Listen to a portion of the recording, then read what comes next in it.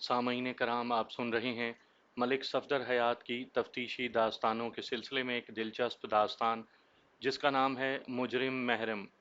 मुझे उम्मीद है आपको मेरी ये काविश पसंद आएगी। आपने अगर अभी तक मेरा चैनल माई वॉइस सब्सक्राइब नहीं किया तो अभी मेरे चैनल को सब्सक्राइब करके बेल नोटिफिकेशन ऑन कर लीजिए ताकि आने वाली हर नई कहानी की इत्तला बर वक्त आप तक पहुंच सके।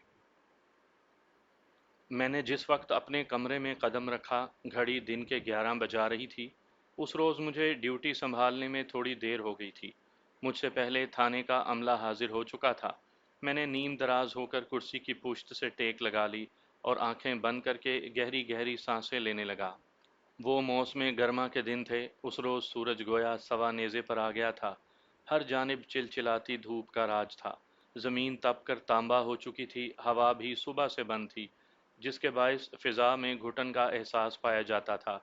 मैं पिछले 2 दिन से मलेरिया बुखार की लपेट में था। वो बहुत ही सादा ज़माना था। मच्छर भी निहायत तमीज़धार और शरीफुल नफ्स हुआ करते थे। बस 2-4 दिन के लिए सादा सा मलेरिया बुखार में मुब्तला कर दिया करते थे। आजकल की तरह जानलेवा डेंगू फीवर नहीं हुआ करता था। थोड़ी ही देर के बाद एक कांस्टेबल मेरे कमरे में आया और सलूट करने के बाद ये इत्तला दी, मलिक साहब, साथ वाले मोहल्ले में एक औरत की मौत वाक़या हो गई है। मौत वाक़या हो गई है? मैंने इस्तफसार किया। किस तरह? और उसकी मौत का पुलिस थाने से क्या ताल्लुक?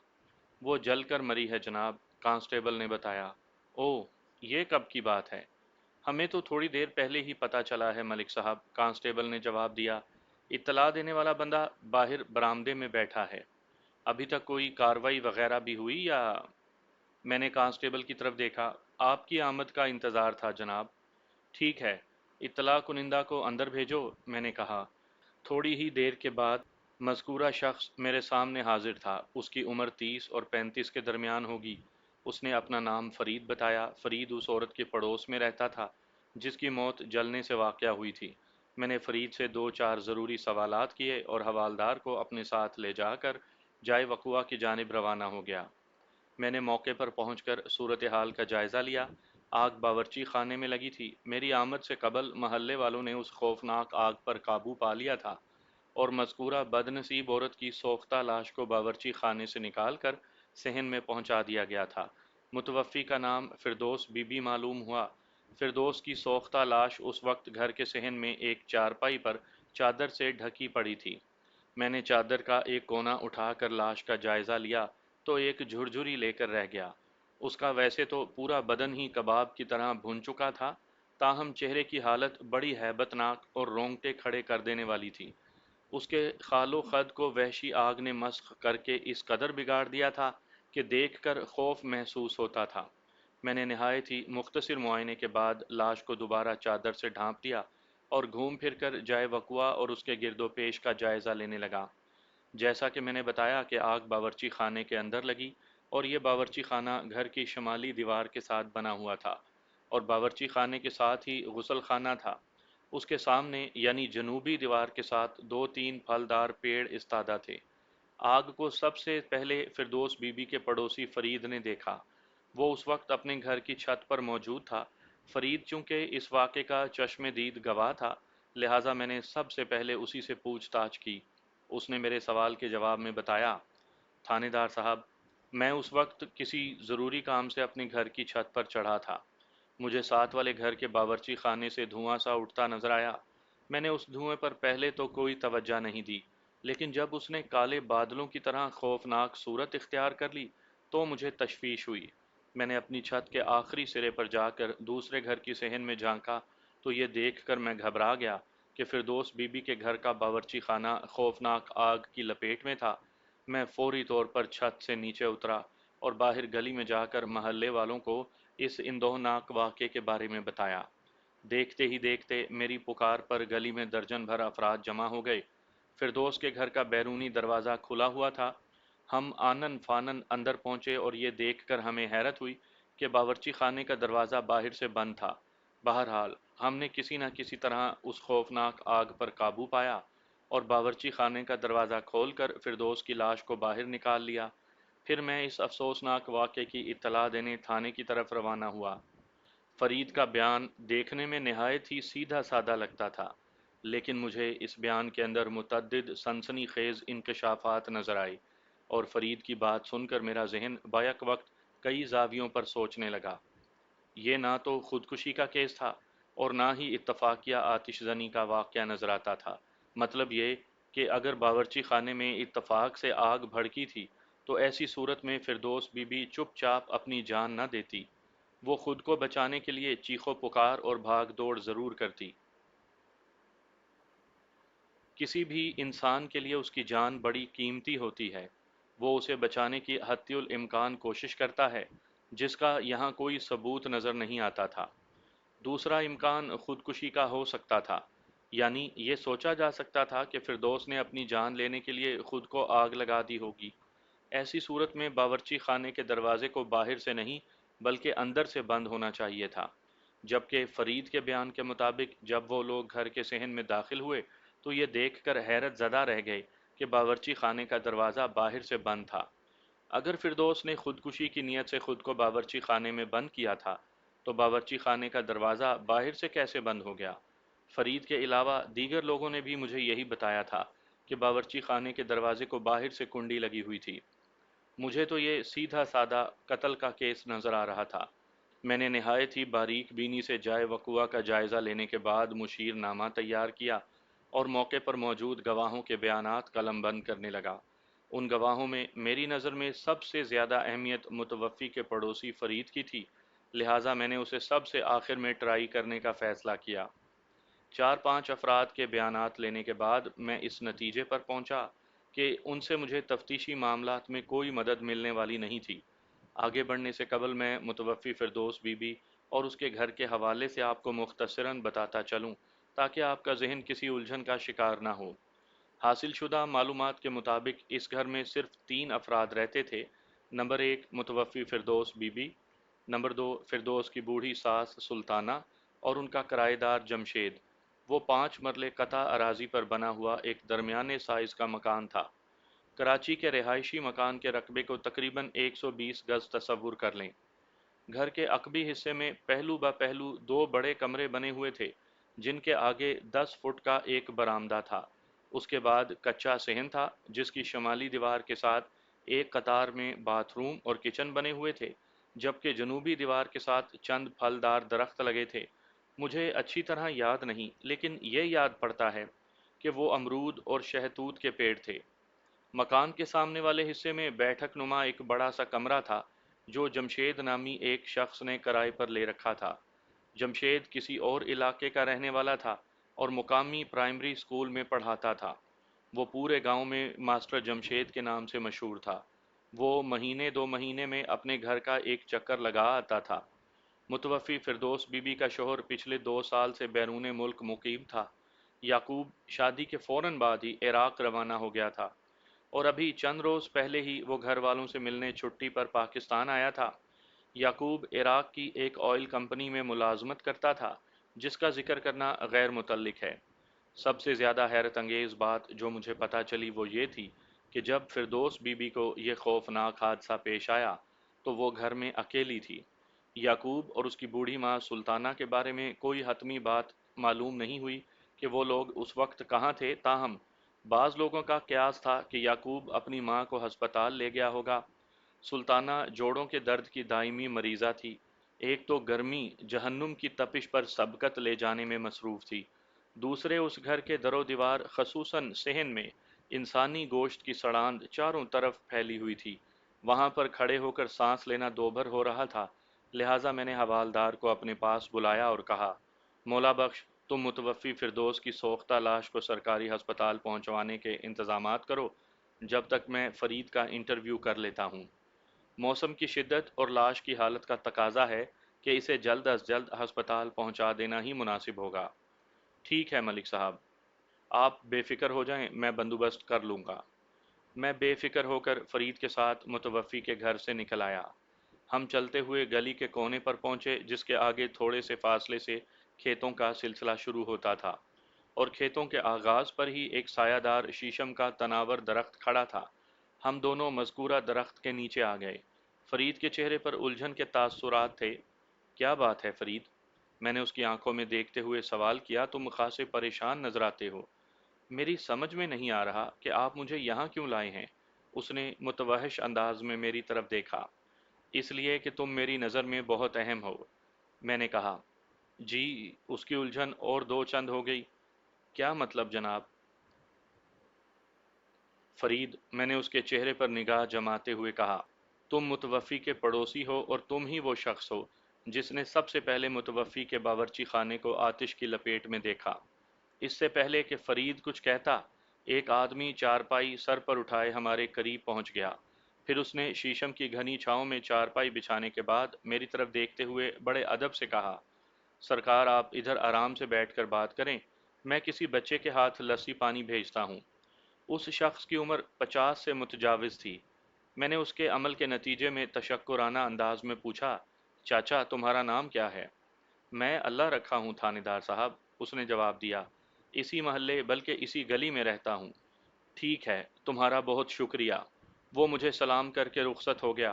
میں دوبارہ فرید کی جانب متوجہ ہوا۔ ہاں بھائی فرید، میں تم سے جو بھی پوچھوں گا اس کا سیدھا اور سچا جواب دو گے نا؟ مائی باپ، وہ دونوں ہاتھ جوڑ کر بولا، میں نے پہلے بھی آپ سے کون سا جھوٹ بولا ہے جو اب بولوں گا؟ آپ پوچھیں۔ میں اس وقت اللہ رکھا کی لائی ہوئی چارپائی پر براجمان تھا، جبکہ فرید میرے سامنے با ادب کھڑا تھا۔ میں نے کہا، فرید، کیا تم یہ بات جانتے تھے کہ فردوس بی بی گھر میں اکیلی تھی؟ وہ نفی میں گردن ہلانے لگا، نہیں جناب، میں کچھ نہیں جانتا تھا۔ کیا تم یہ بھی نہیں جانتے کہ فردوس بی بی کا خامند روزگار کے سلسلے میں ملک سے باہر تھا اور چند روز پہلے ہی اس کی واپسی ہوئی ہے؟ جی، یہ بات مجھے پتا تھی۔ پھر میں نے پوچھا، یہ یعقوب کس مزاج کا بندہ ہے؟ کیا مطلب جناب؟ میں نے وضاحت کی، یعقوب پچھلے 2 سال سے عراق میں نوکری کر رہا ہے، اس سے پہلے تو وہ ادھر ہی ہوتا تھا نا۔ میں صرف یہ جاننا چاہتا ہوں کہ تم نے یعقوب کو کیسا پایا؟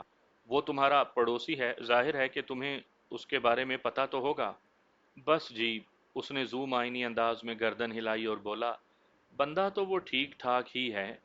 میں نے اسے گھورتے ہوئے پوچھا، کیا تمہیں واقعی اس بات کا علم نہیں کہ تمہاری پڑوس سلطانہ اور اس کا عراق پلٹ بیٹا یعقوب صبح صبح ہی کہاں غائب ہو گئے ہیں؟ رابدی سوں جی، وہ کانوں کو ہاتھ لگاتے ہوئے بولا، میں اس بارے میں کچھ نہیں جانتا۔ میرا بھی یہی خیال ہے کہ ہو سکتا ہے یعقوب اپنی ماں کو کسی ڈاکٹر کے پاس لے گیا ہو۔ تمہارے ان لوگوں کے ساتھ تعلقات کیسے تھے؟ کن لوگوں کے ساتھ جی؟ میں سلطانہ، اس کی جل کر ہلاک ہونے والی بہو فردوس بی بی کی بات کر رہا ہوں۔ اور یہ بھی بتاؤ کہ یعقوب کے ساتھ تمہارے مراسم کس نوعیت کے ہیں؟ اس سے پہلے کہ فرید کوئی جواب دیتا، اللہ رکھا کا بھیجا ہوا ایک بندہ ہمارے لیے ٹھنڈی ٹھار لسی سے بھرا ہوا ایک جگ اور 2 پیتل کے گلاس لے کر وہاں پہنچ گیا۔ اس کے بعد فرید نے مجھے جواب دیا، تھانے دار صاحب، یہ لوگ میرے پڑوسی ہیں، اچھے پڑوسی، ان کے ساتھ میرے تعلقات ہمیشہ اچھے ہی رہے ہیں۔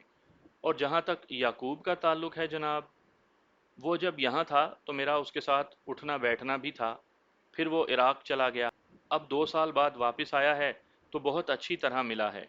پڑوسی ہونے کے ناطے تم نے یعقوب کے گھر پر نظر تو رکھی ہوگی۔ یعقوب تو یہاں تھا نہیں اور اس کی بیوی متوفی فردوس بی بی گھر میں اکیلی ہوتی تھی۔ جناب، میں فردوس بی بی کو اپنی بہن کی طرح سمجھتا ہوں، میں اس پر بری نظر ڈالنے کے بارے میں سوچ بھی نہیں سکتا۔ اوئے، بری نظر کے گھوڑے، میں نے اسے ڈانٹا، میں نے کب کہا ہے کہ تم یعقوب کی غیر موجودگی میں فردوس پر میلی نظر ڈالنے لگے ہو؟ پھر جناب، میرا اشارہ ماسٹر جمشید کی طرف ہے۔ سلطانہ نے ایک نامحرم کو بھی تو اپنے گھر میں کرائے دار بنا رکھا ہوا ہے نا۔ اس کے چہرے پر ایک سنسنی خیز رنگ آ کر گزر گیا۔ مجھے یہ سمجھنے میں دیر نہ لگی کہ اس کے ذہن میں جو کچھ بھی تھا تہلکہ ڈال دینے والا تھا۔ اسے ہچکچاہٹ میں مبتلا دیکھ کر میں نے تنبیہی انداز میں کہا، فرید بخش، اگر تم نے کوئی چھوٹی سے چھوٹی سچائی بھی مجھ سے چھپانے کی کوشش کی تو میں تمہارا وہ حشر کروں گا کہ کسی کو بتاتے ہوئے بھی تمہیں ڈھیر ساری شرم آئے گی۔ وہ دونوں ہاتھوں سے اپنے دونوں کانوں کو پکڑتے ہوئے توبہ کرنے لگا، سرکار میری توبہ جو میں کوئی بھی غلط بیانی کروں۔ تو پھر بتاؤ حقیقت کیا ہے؟ جب میں نے ماسٹر جمشید کا ذکر کیا تو تمہارے چہرے کے تاثرات میں ہنگامی تبدیلیاں کیوں پیدا ہوئی تھیں؟ میں سمجھتا ہوں ماسٹر جمشید کی ذات کے حوالے سے تمہارے دل و دماغ میں بہت کچھ ہے۔ وہ ہکلاتے ہوئے بولا، جناب میں کیسے زبان کھولوں؟ پڑوس کا معاملہ ہے اور تو پھر تمہیں میں اپنے ساتھ تھانے لیے چلتا ہوں، وہاں پہنچ کر تمہاری زبان فر فر چلنے لگے گی۔ مائی باپ، وہ دونوں ہاتھ جوڑ کر کھڑا ہو گیا۔ یہ غضب نہ کریں سرکار، میں آپ کو سب سچ سچ بتا دیتا ہوں، لیکن وعدہ کریں کہ آپ یعقوب کو میرے بارے میں کچھ نہیں بتائیں گے کہ میں نے اس کی بیوی کے حوالے سے آپ سے کوئی بات کی ہے۔ میں اس وقت تک کوئی ایسا وعدہ نہیں کر سکتا جب تک اصل معاملہ میرے علم میں نہ آ جائے۔ بتاؤ، متوفی فردوس بی بی کے حوالے سے تم کون سا انکشاف کرنے والے ہو؟ تھوڑی دیر تذبذب میں رہنے کے بعد اس نے کہا، ماسٹر جمشید کوئی پچھلے 1 سال سے سلطانہ کی بیٹھک میں کرائے دار کی حیثیت سے رہ رہا ہے۔ جب سلطانہ ماسٹر کو یہ بیٹھک کرائے پر دے رہی تھی تو اس وقت میں نے سلطانہ کو سمجھایا تھا کہ وہ ماسٹر کو اپنے گھر میں نہ رکھے، وہ کوئی اچھا آدمی نہیں، لیکن سلطانہ نے میری ایک نہ سنی اور وہی کیا جو اس کے ذہن میں سمایا ہوا تھا۔ کیا مطلب؟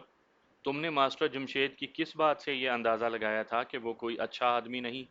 جناب، وہ بندہ مجھے شکل ہی سے ٹھیک نہیں لگا تھا، اسی لیے میں نے سلطانہ کو سمجھانے کی کوشش کی کہ اس کا جوان بہو کا ساتھ ہے، کسی نامحرم کو یوں گھر میں رکھ لینا کوئی اچھی بات نہیں۔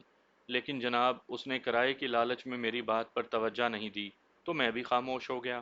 آخری جملہ اس نے مجھ سے نگاہ چراتے ہوئے ادا کیا تھا، میں فوراً سمجھ گیا کہ دال میں کچھ کالا ہے، وہ کوئی اہم بات مجھ سے چھپا رہا ہے۔ میں نے کڑک دار آواز میں کہا، لگتا ہے تمہیں حوالات کی ہوا کھلائے بغیر بات نہیں بنے گی۔ تھانے دار صاحب، میں نے کوئی جرم نہیں کیا، آپ مجھے تھانے کچہری کے چکر میں نہ ڈالیں۔ اگر تم واقعی ان چکروں سے بچنا چاہتے ہو تو الف کی طرح سیدھے ہو جاؤ۔ میں اچھی طرح جانتا ہوں، اور یہ جانکاری مجھے تمہاری آنکھوں نے دی ہے، کہ سلطانہ کی طرف سے مایوس ہونے کے بعد تم نے صبر کیا تھا اور نہ ہی خاموش ہو کر بیٹھے تھے، بلکہ تم مسلسل اس ٹو میں لگے رہے تھے کہ ماسٹر اور فردوس بی بی کے درمیان کیا چکر چل رہا ہے، اور تم نے اس سلسلے میں بہت سی کارآمد باتیں بھی جان لی تھیں۔ کیا میں نے غلط کہا ہے؟ نہیں سرکار، وہ جلدی سے بولا، آپ نے بالکل ٹھیک کہا ہے۔ میں نے فردوس اور ماسٹر کے حوالے سے اچھی خاصی تحقیق کی ہے۔ کیسی تحقیق؟ میں تمہاری کارکردگی کی تفصیل جاننا چاہوں گا۔ اچھا جی، تھانے دار جی، میں سلطانہ کو سمجھانے سے تو باز آ گیا تھا، لیکن میں نے فردوس کے معاملات پر گہری نظر رکھی تھی۔ جلد ہی یہ بات میرے علم میں آ گئی کہ یعقوب تو محنت مزدوری کرنے ملک سے باہر گیا ہوا تھا، اور اس کی غیر موجودگی میں فردوس ماسٹر جمشید کے ساتھ ایک خطرناک کھیل کھیل رہی تھی۔ فردوس پوری طرح ماسٹر کی طرف مائل ہو چکی تھی۔ میں نے کئی بار سوچا کہ سلطانہ سے بات کروں، لیکن اس خیال سے خاموش رہا کہ وہ میری بات کا یقین نہیں کرے گی، وہ الٹا مجھی کو لتاڑ ڈالے گی کہ میں خواہ مخواہ اس کی بہو پر الزام لگا رہا ہوں۔ یہ تو میں دیکھ رہا تھا کہ سلطانہ ماسٹر جمشید پر اندھا بھروسہ کرنے لگی تھی، لہٰذا میں نے خاموش رہنا ہی مناسب جانا۔ تمہارا کیا خیال ہے؟ سلطانہ اپنی بہو اور ماسٹر جمشید کے تعلق سے بے خبر تھی؟ میں نے پوچھا۔ میں اس بارے میں یقین سے کچھ نہیں کہہ سکتا جناب، لیکن اتنا ضرور جانتا ہوں کہ وہ دونوں بہت ہاتھ پاؤں بچا کر یہ کھیل کھیل رہے تھے، ورنہ سلطانہ انہیں جان بوجھ کر ایسا موقع نہیں دے سکتی تھی۔ ساس بہو میں چاہے کتنی بھی نا اتفاقی کیوں نہ ہو، مگر سلطانہ اپنے بیٹے کے گھر کو تو آگ نہیں لگا سکتی تھی نا۔ فرید بخش کی ایک بات نے مجھے چونکنے پر مجبور کر دیا۔ میں نے اس سے سوال کیا، کیا سلطانہ اور فردوس کے درمیان اتفاق نہیں تھا؟ بالکل نہیں جناب، اکثر ان کے گھر سے لڑائی جھگڑے کی آوازیں سنائی دیتی تھیں۔ میں نے سوچ میں ڈوبے لہجے میں کہا، یعقوب کو یہاں آئے چند روز ہو گئے ہیں، کیا تم نے فردوس اور ماسٹر والے معاملے کے بارے میں اسے کچھ بتایا تھا؟ نہیں جی، اس نے نفی میں گردن ہلائی۔ میں نے اسے کچھ بتانا مناسب نہیں سمجھا، خواہ مخواہ میاں بیوی کے درمیان جھگڑا کرنے کی مجھے کیا ضرورت پڑی تھی؟ لیکن یعقوب تمہارا پڑوسی اور پرانا جاننے والا ہے، اور تمہارے اس کے ساتھ بہت اچھے تعلقات بھی رہے ہیں۔ تمہارا تو فرض بنتا تھا کہ پہلی فرصت میں یعقوب کو صورتحال سے آگاہ کرو، تم نے ایسا کیوں نہیں کیا؟ میں نے سوچا تھا یعقوب واپس آ ہی گیا ہے تو سارا معاملہ خود اپنی آنکھوں سے دیکھ لے گا، اور فردوس بی بی بھی یہی ہے اور ماسٹر جمشید بھی، میں خواہ مخواہ خود کو کیوں برا بناؤں؟ لیکن کیا فرید بخش؟ وہ بولتے بولتے رکا تو میں نے پوچھا، لیکن مجھے ایسے لگتا ہے کہ یعقوب کو اپنی بیوی کی پریم کہانی کی خبر ہو گئی تھی۔ فرید نے جواب دیا تو میں چونک اٹھا۔ تمہیں کس بات سے ایسے لگا؟ میں نے پوچھا۔ پچھلی رات دونوں میاں بیوی کے بیچ بڑا شدید جھگڑا ہوا تھا۔ تمہیں ان کے جھگڑے کے بارے میں کیسے پتہ چلا؟ میرے اور یعقوب کے گھروں کے درمیان دیوار خاصی نیچی ہے جناب، اتنی نیچی کہ ادھر سے ادھر بڑی آسانی کے ساتھ بات سنی جا سکتی ہے۔ رات کو میں پیشاب کرنے کے لیے اٹھا تو دیوار کی دوسری جانب مجھے یعقوب اور فردوس کی تیز تیز باتیں کرنے کی آوازیں سنائی دیں۔ مجھے یہی محسوس ہوا کہ وہ آپس میں جھگڑا کر رہے تھے۔ پھر تو تمہیں یہ بھی معلوم ہوگا کہ وہ لوگ کس بات پر جھگڑ رہے تھے؟ میں نے تیکھے لہجے میں سوال کیا۔ یہ تو ہو نہیں سکتا کہ تم ان کے جھگڑنے کی آوازوں کو نظر انداز کر دو اور اطمینان سے جا کر سو گئے ہو۔ آپ نے ٹھیک کہا جناب، وہ شرمندہ سی صورت بنا کر بولا۔ میں کان لگا کر بڑے دھیان سے ان کی باتیں سن رہا تھا اور ان کے جھگڑنے کا سبب میری سمجھ میں آ گیا تھا۔ فرید بخش، بجارتے نہ ڈالو، میں تمہیں پہلے بھی کہہ چکا ہوں کہ صاف اور واضح الفاظ میں حقیقت مجھے بتاؤ۔ آنے والے 10 منٹ میں فرید بخش نے مجھے جو تفصیل بتائی اس کا خلاصہ اتنا سا ہے کہ یعقوب کو ماسٹر جمشید کے حوالے سے اپنی بیوی متوفی فردوس بی بی کے کردار پر شک ہو گیا تھا۔ میں نے پوری توجہ سے اس کی بات سنی اور اس کے خاموش ہونے پر کہا، یہ ماسٹر جمشید بھی کہیں نظر نہیں آ رہا، پتہ نہیں اسے فردوس بی بی کی المناک موت کی خبر ہوئی ہے یا نہیں۔ خبر کیسے نہیں ہوگی جناب؟ وہ عجیب لہجے میں بولا۔ اس وقت پورے محلے کو پتہ چل چکا ہے کہ فردوس بی بی باورچی خانے کے اندر جل کر مر گئی ہے اور اس کا اسکول بھی اسی محلے میں ہے۔ پھر جب کسی علاقے میں پولیس آتی ہے تو پھر کچھ بھی چھپا نہیں رہ سکتا۔ اس کی بات میں وزن تھا۔ پھر میں نے ادھر ادھر نگاہ دوڑائی، لیکن اتنی بڑی خبر سن کر ماسٹر جمشید یہاں کیوں نہیں پہنچا؟ کل تک تو وہ ادھر ہی تھا، میں نے جمعے کی نماز کے بعد اسے محلے میں دیکھا تھا۔ آج یعنی جس روز متوفی فردوس بی بی کو وہ افسوسناک واقعہ پیش آیا، ہفتے کا دن تھا۔ اس حساب سے فرید کا بیان درست تھا۔ میں نے اچانک سوال کیا، فرید بخش، تمہارے خیال میں فردوس بی بی کو کس نے قتل کیا ہوگا؟ قتل؟ وہ وحشت زدہ نظر سے مجھے تکنے لگا۔ لیکن جناب وہ تو جل کر مری ہے، یہ ایک اتفاقیہ حادثہ تھا۔ ہرگز نہیں فرید بخش، میں نے کہا۔ تم نے بتایا ہے کہ جب تم لوگ آگ اور دھواں دیکھ کر سلطانہ کے گھر کے اندر پہنچے تو باورچی خانے کو آگ کی لپیٹ میں پایا، اور جب تم لوگوں نے باورچی خانے کے اندر داخل ہونا چاہا تو اس کے دروازے کو باہر سے کنڈی لگی تھی۔ فردوس گھر میں اکیلی تھی، لہٰذا وہ باورچی خانے میں بند ہو کر باہر سے کنڈی نہیں لگا سکتی تھی۔ چنانچہ اس کی خودکشی کے امکان کو 100% خارج کرنا ہوگا۔ میں نے کہا، میں اس حوالے سے بھی نہیں سوچ سکتا کہ فردوس بی بی باورچی خانے میں کام کاج میں مصروف تھی اور کسی نے شرارتاً کنڈی لگا دی، کیونکہ اتنی گرمی کے اندر باورچی خانے کا دروازہ بند کر کے تو کام کرنے کا سوال ہی پیدا نہیں ہوتا۔ اور دوسری بات یہ کہ اس کے کم از کم چیخنے چلانے کی آوازیں تو ضرور آتی۔ کیا تم نے فردوس کی کوئی ایسی پکار یا فریاد سنی تھی؟ صرف ایک ہی امکان باقی بچتا ہے۔ وہ کیا؟ فردوس کو پہلے قتل کیا گیا، پھر باورچی خانے میں پھینک کر اسے سپرد آگ کیا گیا۔ لیکن وہ حیرت سے بولا، ایسا کس نے کیا ہوگا؟ فردوس کے قاتل نے۔ قاتل کون؟ میں نہیں جانتا، مجھے اسی کی تلاش ہے۔ فرید بخش، کیا تم قاتل کے بارے میں کچھ جانتے ہو؟ نہیں جناب، بالکل نہیں سرکار۔ بات ختم کرتے ہی وہ اس راستے کی جانب دیکھنے لگا جو اس محلے کی طرف آتا تھا۔ میں نے فرید بخش کی نگاہوں کا تعاقب کیا اور مذکورہ کچے راستے پر مجھے ایک تانگا اپنی طرف آتا نظر آیا۔ میں نے پوچھا، کیا کوئی خاص بات؟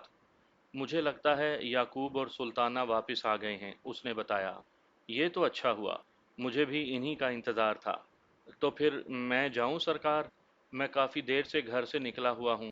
جاؤ، میں نے چارپائی سے اٹھتے ہوئے کہا، لیکن کہیں ادھر ادھر نہیں ہو جانا، مجھے کسی بھی وقت تمہاری ضرورت پڑ سکتی ہے۔ جو آپ کا حکم سرکار۔ محلے والوں کا اندازہ درست تھا کہ یعقوب اپنی والدہ سلطانہ کو جوڑوں کے ایک ڈاکٹر کو دکھانے شہر گیا تھا۔ سلطانہ ایک ضعیف عورت تھی اور وہ جوڑوں کے دائمی مرض میں مبتلا تھی۔ شکل سے ہی وہ ایک تیز ترار اور چلتا پرزا قسم کی عورت نظر آتی تھی۔ یعقوب کی عمر کا اندازہ میں نے 50 کے قریب قائم کیا۔ وہ ایک دبلا پتلا اور پستہ قامت شخص تھا۔ اس کے سر کے بال اڑنا شروع ہو چکے تھے۔ میں دوبارہ جائے وقوع پر آ گیا تھا۔ سلطانہ اور یعقوب کو اس سانحے کی خبر ہوئی تو گویا ان پر غم کا پہاڑ ٹوٹ پڑا۔ سلطانہ نے اس واقعے کے بارے میں سنتے ہی واویلا شروع کر دیا۔ یعقوب کی حالت بھی خراب ہو گئی، تاہم اس نے خود کو بڑی مضبوطی سے سنبھال رکھا تھا۔ سلطانہ نے تو باقاعدہ رونا بھی شروع کر دیا تھا۔ اسی وقت حوالدار مولا بخش میرے پاس آیا اور کہا، ملک صاحب، میں نے اس تانگے والے کو روک رکھا ہے جو ان ماں بیٹے کو لے کر شہر سے یہاں پہنچا ہے۔ اگر آپ کی اجازت ہو تو میں اسی تانگے میں فردوس بی بی کی لاش کو سرکاری ہسپتال لے جاؤں۔ نیکی اور پوچھ پوچھ، میں نے اجازت دیتے ہوئے کہا، تم فوراً نکلو۔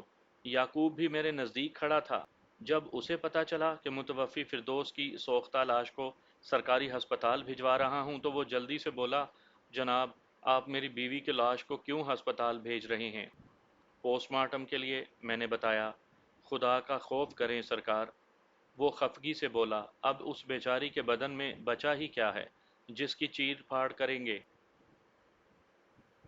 پوسٹ مارٹم کا معاملہ مردے کی چیر پھاڑ تک ہی محدود نہیں ہوتا یعقوب، میں نے کہا۔ بدن کی ہڈیاں بھی بازبان میڈیکل بہت سی انکہی انسنی کہانیاں بیان کرتی ہیں۔ وہ شاید میری بات نہ سمجھ سکا، جلدی سے بولا، کیا مطلب آپ کا؟ مطلب یہ کہ تمہاری بیوی کو کوئی اتفاقی حادثہ پیش نہیں آیا؟ میری ابتدائی تحقیق کے مطابق فردوس بی بی کو باقاعدہ قتل کیا گیا ہے۔ اس کی ہڈیوں کا تجزیہ اس راز کو کھول دے گا کہ اس کی موت کس نوعیت کی ہے۔ اس کی حیرت دو چند ہو گئی۔ یہ آپ کیا کہہ رہے ہیں جناب؟ میں نے سچ کہا ہے یعقوب۔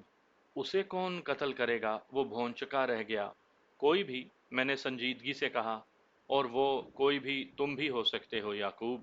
کیا؟ وہ اچھل پڑا۔ میں نے اس کی حیرت پر زیادہ توجہ نہیں دی اور متوفی فردوس بی بی کی سوختہ لاش کو حوالدار مولا بخش کی نگرانی میں پوسٹ مارٹم کے لیے سرکاری ہسپتال بھجوا دیا۔ انہوں نے میری اس کارروائی پر واویلا تو بہت مچایا، لیکن کار سرکار کے دوران میں نے ان کی کسی بات کو کوئی اہمیت نہیں دی۔ پھر میں ان ماں بیٹے کی جانب متوجہ ہو گیا۔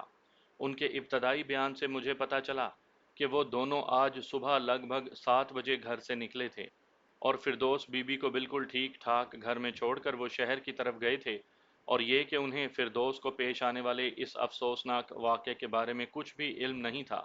یہ بیان چونکہ میرے لیے تسلی بخش نہیں تھا، لہٰذا میں نے انہیں الگ الگ تنہائی میں گھسنے کا فیصلہ کیا اور یعقوب کو وہاں سے جانے کا کہہ کر خود سلطانہ کو لے کر بیٹھ گیا۔ شہتوت کے پیڑ کے نیچے اتنی چھاؤں تھی کہ ہم بسہولت وہاں بیٹھ کر بات چیت کر سکتے تھے۔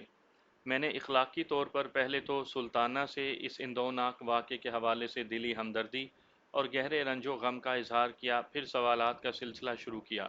سلطانہ، مجھے پتا چلا ہے کہ تم نے اپنے گھر کی بیٹھک کسی کو کرائے پر دے رکھی ہے۔ جی تھانے دار صاحب، اس بندے کا نام ماسٹر جمشید ہے جی۔ وہ ہمارے محلے کے سکول میں بچوں کو پڑھاتا ہے جناب۔ پچھلے 2 سال سے تمہارا بیٹا یعقوب ملک سے باہر روزی کمانے گیا ہوا تھا۔ نوجوان بہو کا ساتھ تھا۔ تمہیں یعقوب کی عدم موجودگی میں کسی نامحرم کو اپنے گھر کے اندر جگہ نہیں دینی چاہیے تھی۔ سلطانہ، تم میری بات کا مطلب سمجھ رہی ہو نا؟ جی، میں آپ کی بات تو سمجھ رہی ہوں تھانے دار صاحب، لیکن ماسٹر جمشید بہت ہی شریف اور با کردار بندہ ہے جناب۔ میں نے ایسے ہی اس پر بھروسہ نہیں کر لیا۔ وہ پچھلے 1 سال سے ہمارے گھر کی بیٹھک میں ہے، لیکن مجال ہے جو مجھے اس سے ذرا سی بھی کوئی شکایت پیدا ہوئی ہو۔ سلطانہ بڑے اعتماد کے ساتھ جو کچھ بیان کر رہی تھی وہ اس کے برعکس تھا جو فرید بخش کی زبانی مجھے پتا چلا تھا۔ یا تو سلطانہ انتہائی بے وقوف اور احمق قسم کی عورت تھی، یا پھر وہ جان بوجھ کر کسی خاص مقصد کے تحت فردوس اور ماسٹر جمشید والے معاملے پر پردہ ڈال رہی تھی۔ تیسری صورت یہ بھی ہو سکتی تھی کہ فرید بخش ہی نے مجھ سے غلط بیانی کی ہو۔ میں پچھلے 2 ڈھائی گھنٹے سے یہاں تمہارے گھر میں ہوں، میں نے کہا۔ پورا محلہ یہاں آ کر صورتحال کا جائزہ لے چکا ہے، لیکن ماسٹر ابھی تک غائب ہے۔ کیا تم بتا سکتی ہو کہ اتنے بڑے واقعے کے بعد وہ سکول میں خاموش کیوں بیٹھا ہے؟ جی ضرور بتا سکتی ہوں۔ وہ بیچارہ اس وقت سکول میں ہوگا تو آئے گا نا۔ کیا مطلب؟ مطلب یہ جی کہ وہ پچھلی رات کو ہی اپنے پنڈ روانہ ہو گیا تھا۔ ماسٹر جمشید موضع رسول پور کا رہنے والا ہے جناب، جو یہاں سے 14-15 میل شمال میں واقع ہے۔ میں نے موضع رسول پورہ کو دیکھ رکھا تھا۔ میں نے پوچھا کہ سلطانہ، آج ہفتہ ہے، اسکول کی چھٹی تو صرف اتوار کو ہوتی ہے، پھر وہ جمعے ہی کو کیسے اپنے گاؤں چلا گیا؟ کیا کوئی ایمرجنسی ہو گئی تھی؟ کوئی ایمرجنسی نہیں جناب، وہ تو ہر مہینے 2 دن کے لیے اپنے گھر والوں سے ملنے جاتا ہے، کبھی جمعے کی رات اور کبھی ہفتے کی رات کو۔ اب وہ سوموار کی صبح سیدھا سکول پہنچے گا اور سکول کی چھٹی کے بعد یہاں آئے گا۔ میں ماسٹر جمشید کا کمرہ یعنی تمہارے گھر کی بیٹھک دیکھنا چاہتا ہوں، میں نے سپاٹ لہجے میں کہا۔ آئیں میرے ساتھ، وہ بے ساختہ بولی۔ اس کی بیٹھک کی چابی میرے ہی پاس ہے۔ چند لمحات کے بعد میں سلطانہ کی میت میں اس گھر کی بیٹھک کے درمیان کھڑا تھا۔ وہ بیٹھک اپنی سیٹنگ کے اعتبار سے کسی چھڑے چھانٹ شخص کے کمرے کا نمونہ پیش نہیں کرتی تھی، بلکہ وہاں کے سامان غرض ہر چھوٹی بڑی شے سے سلیقہ جھلکتا تھا۔ یوں محسوس ہوتا تھا کہ کسی عورت کے ہاتھوں نے اس بیٹھک کا خاص طور پر خیال رکھا ہو، اور اس گھر میں صرف دو ہی عورتیں تھیں، ایک سلطانہ اور دوسری متوفی فردوس بی بی۔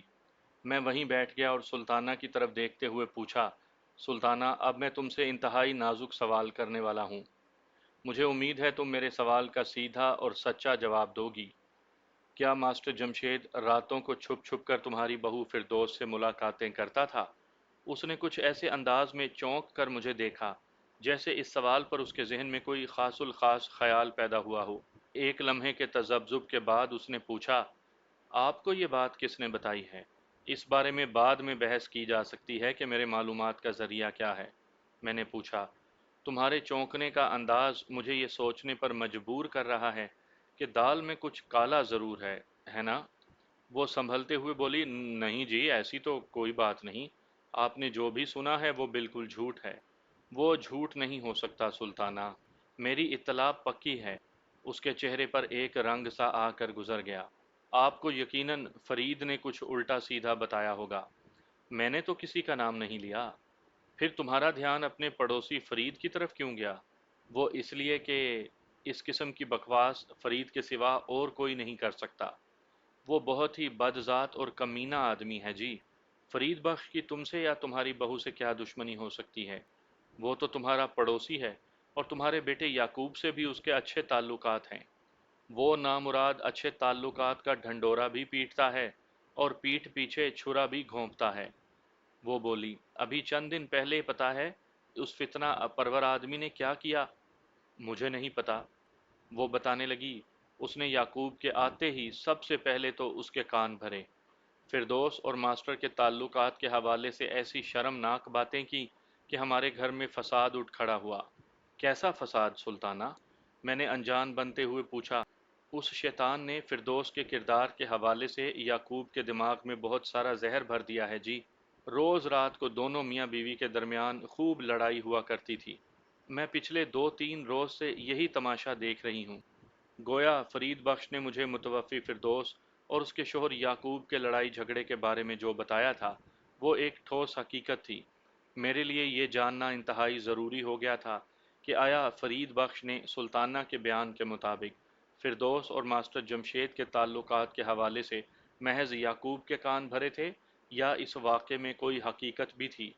تم جو بتا رہی ہو اس کو میں سچ مان بھی لوں تو پھر میرے لیے یہ جاننا ضروری ہے کہ فرید تمہاری بہو سے دشمنی کیوں کر رہا تھا۔ اگر سلطانہ اس سوال کا ٹھیک طرح سے جواب دے دیتی تو سارا مسئلہ حل ہو جاتا۔ ایک طرف تو مجھے ماسٹر اور فردوس کے تعلقات کی حقیقت کا علم ہو جاتا، اور دوسری جانب فرید بخش کا جھوٹ بھی کھل جاتا کہ اس نے یعقوب کو کچھ بتایا تھا یا نہیں۔ تھانے دار صاحب، جیسا کہ میں نے آپ کو پہلے بھی بتایا ہے، یہ فرید بہت ہی کمینہ اور بد ذات ہے۔ اب جب فردوس موت کے منہ میں جا چکی ہے اور آپ اس کی موت کے بارے میں تفتیش کر رہے ہیں تو میں آپ کو سچ اور جھوٹ کی پہچان کرنے کا ضرور موقع دوں گی۔ میں یہ جاننے کے لیے بے چین تھا کہ جب فردوس اور ماسٹر جمشید کے درمیان میں کوئی قابل اعتراض تعلق نہیں تھا تو پھر فرید بخش کے پیٹ میں مروڑ اٹھنے کا سبب کیا تھا؟ یہ آپ نے بالکل ٹھیک کہا تھا تھانے دار جی۔ جب سے فردوس نے اس کی بے عزتی کی تھی وہ بڑی تکلیف میں مبتلا تھا اور ڈسنے کا موقع تلاش کر رہا تھا۔ پھر جیسے ہی یعقوب عراق سے واپس آیا اسے وار کرنے کا موقع مل گیا۔ سلطانہ کی باتیں سنسنی خیز ہونے کے ساتھ انکشاف انگیز بھی تھیں۔ میں نے سرسراتے ہوئے لہجے میں پوچھا، فردوس نے فرید بخش کی بے عزتی کیوں کی تھی؟ وہ تو فردوس کو اپنی بہن سمجھتا تھا۔ یہی تو اس کی منافقت ہے جی۔ وہ فردوس کو بہن اور یعقوب کو بھائی کہتا ہے۔ اس کے ساتھ ہی وہ یعقوب کی غیر موجودگی میں فردوس پر بری نگاہ بھی ڈالتا تھا۔ کیا مطلب سلطانہ؟ جناب سچی بات تو یہ ہے کہ فرید بخش میری بہو فردوس کو میلی نظر سے دیکھتا تھا۔ پہلے پہل تو وہ آتے جاتے فردوس پر چھچورے جملے کستا رہتا تھا۔ فردوس نے مجھے اس کی حرکتوں کے بارے میں بتایا تو مجھے بے حد غصہ آیا۔ میں نے فرید سے پوچھا تو وہ صاف مکر گیا۔ اس کے جواب نے مجھے اور غصہ دلایا اور میں نے فردوس کو اجازت دے دی کہ اب اگر وہ کوئی حرکت کرے تو فردوس اسے کھری کھری سنا ڈالے۔ چند روز کے بعد ہی ایک افسوسناک واقعہ پیش آ گیا۔ یہاں تک بتانے کے بعد وہ رکی اور میں پوچھے بنا نہ رہ سکا۔ ایسا کیا ہو گیا تھا سلطانہ؟ فردوس محلے کے مین بازار سے گزر رہی تھی کہ فرید بخش نے اسے ایک جگہ روک لیا اور الٹی سیدھی باتیں کرنے لگا۔ اس وقت بازار میں اور بھی لوگ تھے۔ فرید نے جیسے ہی بکواس شروع کی، فردوس نے آؤ دیکھا نہ تاؤ گھما کر ایک زوردار تھپڑ اس کے گال پر رسید کر دیا اور اس کے ساتھ ہی فرید کے منہ پر تھوک بھی دیا۔ وہ کبھی سوچ بھی نہیں سکتا تھا کہ فردوس کی طرف سے اس طرح کا رد عمل ملے گا۔ وہ اپنے منہ پر سے فردوس کے تھوک کو صاف کرتے ہوئے زہریلے لہجے میں بولا، تم نے اچھا نہیں کیا فردوس، تم تو اس سے بھی زیادہ برے سلوک کے قابل ہو۔ فردوس نے بفرے ہوئے انداز میں کہا۔ فرید نے دھمکی دی، تم نے جو بھی کیا ہے میں اس کا بدلہ ضرور لوں گا۔ تمہیں بھی مزہ نہ چکھایا تو میرا نام فرید نہیں۔ کیا کر لو گے تم؟ فردوس نے غصے میں پوچھا۔ بہت جلد تمہیں خود پتہ چل جائے گا۔ یہ کہہ کر وہ چلا گیا۔ یہ کتنے عرصے پہلے کا واقعہ ہے؟ میں نے پوچھا۔ کوئی 2 مہینے ہوئے ہیں جی اس بات کو۔ تو اس کا مطلب ہے کہ فرید کی لگائی ہوئی آگ کی وجہ سے ہی میاں بیوی میں جھگڑا رہنے لگا تھا۔ فرید کے مطابق اس نے یعقوب کو فردوس اور ماسٹر جمشید کے تعلقات کے حوالے سے کچھ نہیں بتایا تھا، جبکہ سلطانہ کا بیان اس کے برعکس تھا، اور یہ بھی طے تھا کہ دونوں میں کوئی ایک ہی سچا ہو سکتا تھا۔ تھانے دار جی آپ نے بالکل ٹھیک کہا۔ یعقوب تو یہ سنتے ہی غصے میں لال پیلا ہو گیا تھا۔ پہلے 2 دن تک تو میاں بیوی میں خفیہ ہی خفیہ نوک جھوک چلتی رہی، پھر پچھلی رات گرما گرمی بہت زیادہ بڑھ گئی تو مجھے مجبوراً مداخلت کرنا پڑی۔ رات کو چونکہ ماسٹر جمشید بھی ادھر نہیں تھا، اس لیے یعقوب کھل کھلا کر بول رہا تھا۔ موقع محل دیکھتے ہی میں نے اندھیرے میں تیر چھوڑا، سلطانہ مجھے پتا چلا ہے کہ پچھلی رات میاں بیوی میں جھگڑا اتنا زیادہ بڑھ گیا تھا کہ غصے میں آ کر یعقوب نے فردوس کو طلاق کی دھمکی بھی دی تھی۔ میرا تیر نشانے پر لگا۔ وہ نگاہ چراتے ہوئے بولی، یعقوب اس وقت بہت طیش میں تھا، مگر میں نے سمجھا بجھا کر اس کا غصہ ٹھنڈا کر دیا تھا۔ گویا سلطانہ نے میرے استفسار کی تصدیق کر دی تھی۔ میں نے مزید 2 4 سوالات کے بعد سلطانہ کو فارغ کر دیا اور اس کے بیٹے یعقوب کو بیٹھک میں بلا لیا۔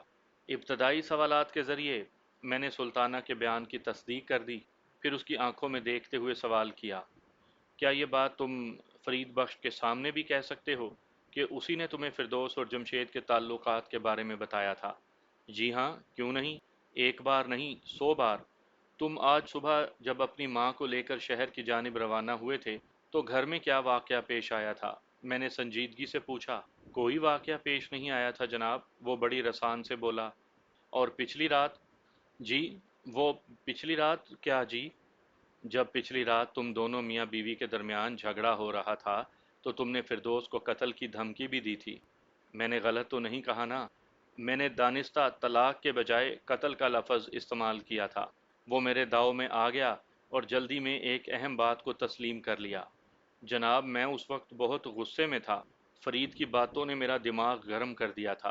جب میں نے اس سلسلے میں فردوس کو کریدا تو اس نے مجھے تسلی بخش جواب نہیں دیا تھا، بلکہ میرے سوالات کے جواب میں اس نے چپ شاہ کا روزہ رکھ لیا تھا، تو مجھے بھی طیش آ گیا۔ لیکن اماں نے بیچ بچاؤ کر کے میری غلط فہمی دور کر دی تھی۔ اماں نے مجھے یقین دلایا تھا کہ ایسی کوئی بات نہیں جیسا میں سوچ رہا ہوں۔ اس نے کہا کہ فردوس کا کردار بے داغ ہے، اسی لیے میں ماسٹر جمشید کے حوالے سے اس کی ذات پر کوئی شک نہ کروں۔ اماں نے سمجھایا اور تم سمجھ گئے؟ کیا یہ اتنا ہی آسان تھا؟ جی ہاں، کیونکہ میں اماں کی بات کو بہت اہمیت دیتا ہوں۔ لیکن برخوردار، بیوی کا معاملہ بڑا عجیب و غریب ہوتا ہے۔ اس کے کردار کے حوالے سے پیدا ہونا شک یا غلط فہمی اتنی آسانی سے دور نہیں ہوتی۔ اس نے کوئی جواب نہیں دیا۔ میں نے کہا، یعقوب تمہیں میرے ساتھ تھانے چلنا ہوگا۔ میں تھانے چلوں؟ وہ حیرت سے بولا، یہ کیا کہہ رہے ہیں آپ؟ میں بالکل ٹھیک کہہ رہا ہوں، میں نے ٹھوس انداز میں کہا۔ جناب میری بیوی جل کر مر گئی۔ وہ احتجاجی انداز میں بولا، اور آپ مجھے ہی تھانے لے جا رہے ہیں؟ یہ تو سراسر ظلم ہے۔ ایک بات ذہن میں رکھ لو یعقوب۔ کون سی بات جی؟ یہ بات کہ تمہاری بیوی کی موت جلنے سے واقعہ نہیں ہوئی۔ تو پھر؟ فردوس بی بی کو باقاعدہ قتل کیا گیا ہے۔ اسے موت کے گھاٹ اتارنے کے بعد آگ کے سپرد کیا گیا ہے۔ پوسٹ مارٹم کی رپورٹ سے بہت جلد یہ بات واضح ہو جائے گی۔ تو آپ یہ سمجھ رہے ہیں کہ فردوس کی موت کا ذمہ دار میں ہوں؟ میں ایسا سوچنے میں حق بجانب ہوں، کیونکہ گزشتہ رات تم اسے جان سے مارنے کی دھمکی دے چکے ہو۔ وہ تو وقتی اشتعال تھا، وہ جلدی سے بولا۔ میں آپ کو پورا واقعہ سنا چکا ہوں، اور صبح جب میں اور اماں شہر کی طرف گئے تو فردوس بھلی چنگی گھر میں موجود تھی۔ ہم اسے جیتا جاگتا گھر میں چھوڑ کر گئے ہیں جی، اور جب واپس آئے ہیں تو سب کچھ ختم ہو چکا تھا۔ اور یہ بھی تو ہو سکتا ہے کہ اس نے خودکشی کی ہو۔ فردوس کی موت کو قاتل نے رنگ تو ایسا ہی دیا ہے کہ وہ خودکشی کا واقعہ نظر آئے۔ میں نے کہا، لیکن میں اس حقیقت تک پہنچ چکا ہوں کہ تمہاری بیوی کو قاتل نے پہلے کسی بھی طریقے سے موت کے گھاٹ اتارا، اس کے بعد آگ بھڑکا کر یہ ثابت کرنے کی کوشش کی کہ اس نے خود کو جلا کر جان دی ہے۔ لیکن جناب، فردوس کو کون قتل کر سکتا ہے؟ یہی جاننے کے لیے تو میں تمہیں اور فرید بخش کو اپنے ساتھ تھانے لے جا رہا ہوں۔ میں نے اس کی آنکھوں میں جھانکتے ہوئے کہا، تاکہ دودھ کا دودھ اور پانی کا پانی الگ ہو سکے۔ جب میں انہیں لے کر جانے لگا تو سلطانہ نے کافی واویلا مچایا، یہاں تک کہہ دیا کہ پولیس کی جانب سے ان لوگوں کے ساتھ زیادتی ہو رہی ہے، لیکن میں نے اس کی کسی بھی مزاحمت اور احتجاج کی قطعاً کوئی پرواہ نہ کی، اور فرید بخش کے ساتھ یعقوب کو بھی تھانے پہنچا دیا۔ اس تمام کارروائی میں دوپہر ہو گئی تھی۔ میں نے اطمینان سے دن کا کھانا کھایا اور ظہر کی نماز ادا کرنے کے بعد دوبارہ اپنے کمرے میں آ بیٹھا۔ پھر میں نے اے ایس آئی شکور کو اپنے کمرے میں بلا لیا۔ اس نے کمرے میں آ کر مجھے سلوٹ کیا اور میرے اشارے پر ایک کرسی سنبھال لی۔ میں نے نہایت ہی مختصر مگر جامع الفاظ میں اس کے سامنے تازہ ترین صورتحال رکھی اور آخر میں کہا، شکور، تم ابھی روزہ رسول پورا روانہ ہو جاؤ۔ چاہو تو اپنے ساتھ ایک آدھ کانسٹیبل بھی لے جاؤ۔ تمہیں آج ہی ماسٹر جمشید کو لے کر واپس آنا ہے، رات ہو جائے یا اس سے بھی زیادہ دیر ہو جائے۔ کل کا سورج طلوع ہونے سے پہلے مجھے ماسٹر تھانے میں چاہیے۔ آپ بے فکر ہو جائیں ملک صاحب، آپ کے حکم کی تعمیل ہوگی جناب۔ اور ہاں، ماسٹر کو پتہ نہیں چلنا چاہیے کہ یہاں کیا حالات پیش آ چکے ہیں۔ ٹھیک ہے جناب۔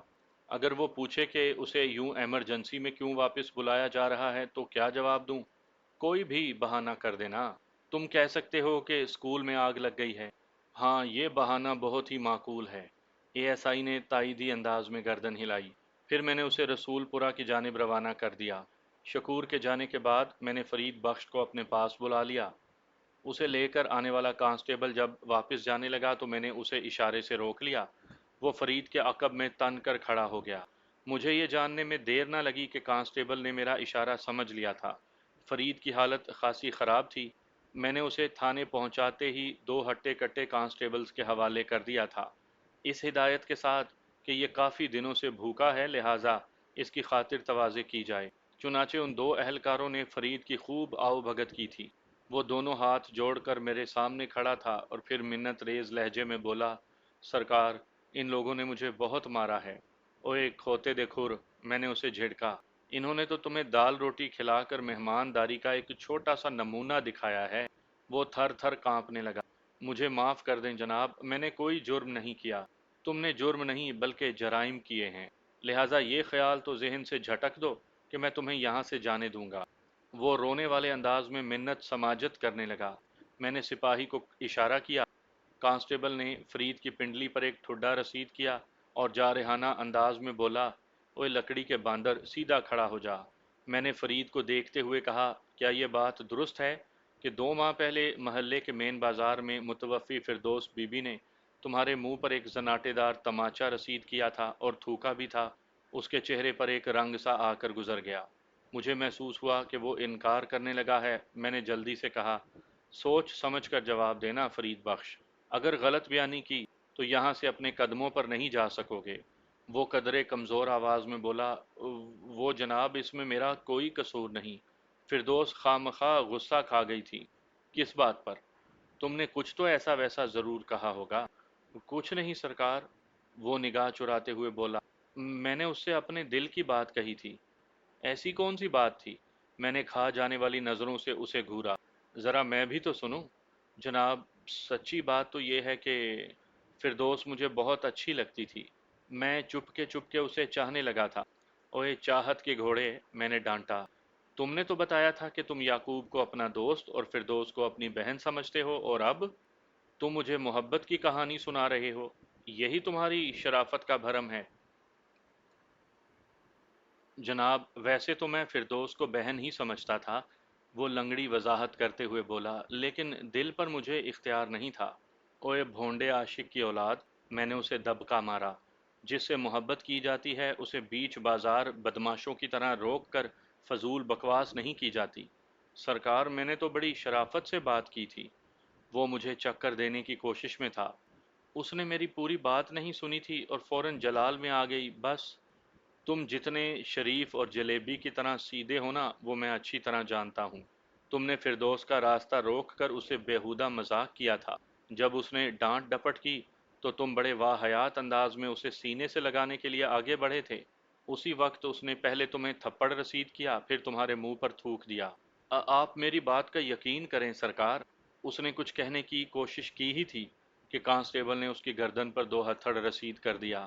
فرید بخش کے حلق سے ایک اذیت ناک سسکاری خارج ہوئی۔ میں نے کانسٹیبل کو کہا، قادر علی، اگر یہ بدبخت جھوٹ بولنے کی کوشش کرے تو مار مار کر اس کا کچومر نکال دینا۔ فرید گڑ گڑا کر معافی تلافی کے لیے فریاد کرنے لگا، میں بہت شرمندہ ہوں جناب، مجھ سے غلطی ہو گئی تھی۔ کیا غلطی ہوئی تھی؟ وضاحت کرو، میں تمہارے منہ سے سننا چاہتا ہوں۔ وہ جناب، وہ اٹک اٹک کر بتانے لگا، میں نے کہا تھا بتاؤ مجھ میں کیا کمی ہے۔ جب تم راتوں کو چھپ چھپ کر ماسٹر جمشید سے ملتی ہو تو میں تمہیں برا کیوں لگتا ہوں؟ مجھ سے بھی ملا کرو۔ اوئے کسی نیولے کی نسل، میں نے غصے میں کہا، ایک طرف تو تم یعقوب کو اپنا دوست اور بھائی کہتے ہو، اور دوسری طرف اس کی گھر والی سے بدتمیزی بھی کرتے ہو۔